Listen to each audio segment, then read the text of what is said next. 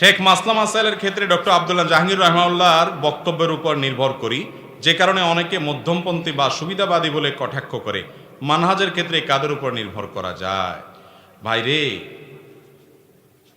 আমাদের দেশে আপনি যদি কোনো এক দলের কোনো একটা গ্রুপের ওষুধ বা ট্যাবলেট না বেছেন, তাহলে আপনাকে পছন্দ কেউ করবে না। আপনি কোরআন হাদিসের কথা বলেন, ইসলামের কথা বলেন, ওলামাদের ইজ্জত করেন, সম্মান করেন, তাদের মতকে সম্মান করেন, হবে না। আপনাকে একটা গ্রুপে ঢুকতে হবে এবং একটা গ্রুপে ঢুকে ওই গ্রুপের ক্যাম্পাস করতে হবে, তাহলে সেক্ষেত্রে আপনাকে মানুষ গ্রহণ করবে। ডক্টর আব্দুল্লাহ জাহাঙ্গীর রহমাহুল্লাহ তিনি কোরআন এবং হাদিসের বাইরে তার জীবনে কোনো কথার পথে মানুষকে সচরাচর আহ্বান করতেন। তো কোরআন হাদিসের দিকে আল্লাহর বান্দা আহ্বান করতেন, সেই আহ্বানটা যদি কারোর কাছে দোষণীয় মনে হয়, তাহলে বুঝতে হবে তার ট্রিটমেন্টের প্রয়োজন, তার চিকিৎসা প্রয়োজন। ঠিক না বে ঠিক?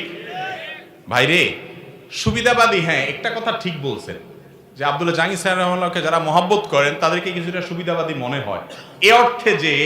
এ অর্থে সুবিধাবাদী মনে হয় যে তারা মুসলমানদের মধ্যে পারস্পরিক দ্বন্দ্ব কলহ যেন কম হয়, দূরত্ব যেন কমে, সেই চেষ্টাটা করে। এর মানে এই না যে হক বাতিলে গোড়া মানে আপনার মিশায় ফেলবেন, সেটা তো জায়েজ নাই।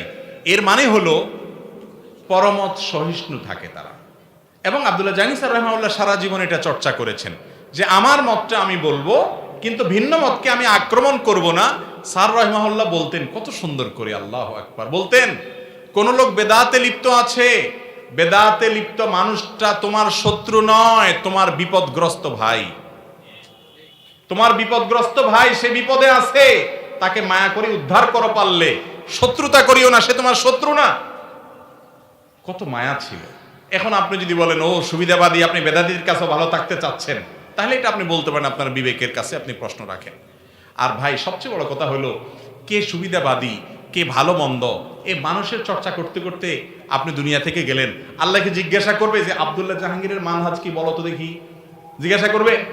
কবরে ফেরেশতারা জিজ্ঞাসা করবে আহমদুল্লাহর মানহাজ কি বলো, এই সাইফুল্লাহর ভেজাল কি কি আছে বলো? আল্লাহ এরকম কোনো প্রশ্ন করবে? আল্লাহ বলবে তুমি কি নিয়ে আসছো? আপনি সেটা চিন্তা না করে মানুষকে নিয়ে চিন্তা করতেছেন। ইবলিস আপনাকে বিপদগামী করছে।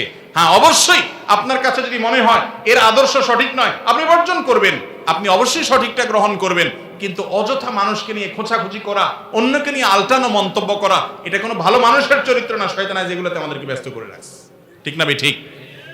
আল্লাহ তাআলা আমাদেরকে কোরআন এবং হাদিস অনুযায়ী আমাদের জীবনকে চালানোর তৌফিক দান করুন।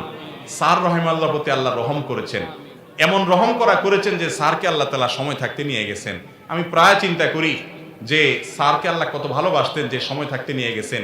এত বছর যদি বেঁচে থাকতেন, কি পরিমাণ লাগালাগি যে স্যারের পিছনে হইতো। আল্লাহ তাআলা আমাদেরকে যতদিন হায়াতে বেঁচে থাকাটা ভালো, ততদিন বাঁচিয়ে রাখুন। যখন আমাদের চলে যাওয়াটা কল্যাণের, তখন আল্লাহ আমাদেরকে দুনিয়া থেকে নিয়ে যান। জাযাকুমুল্লাহু খায়রা ওয়া আখিরু দাওয়ানা আলহামদুলিল্লাহি রাব্বিল আলামিন। যা শুনলাম সেটা অনুযায়ী আমল করব তো ইনশাআল্লাহ। আল্লাহ তাআলা আমাদের সবাইকে আমলের তৌফিক দান করুন। এত সুন্দর আয়োজন, এত সুন্দর মাহফিল যারা আয়োজন করেছেন, পরিশ্রম করেছেন, আল্লাহ তাআলা সবার পরিশ্রম কবুল করুন। সবার দানগুলোকে আল্লাহ তাআলা কবুল করুন। যারা দান করেছেন, সহযোগিতা করেছেন, বুদ্ধি দিয়েছেন, আল্লাহ তাআলা তাদের সবাইকে, তাদের আত্মীয় স্বজনকে এর জন্য উত্তম বিনিময় এবং সওয়াব দান করুন, বলুন আমিন। এবং অত্র এলাকার বিশেষ করে ময়মুরব্বী যারা বেঁচে আছেন, তাদের নেক হায়াত আল্লাহ বাড়ায় দেন।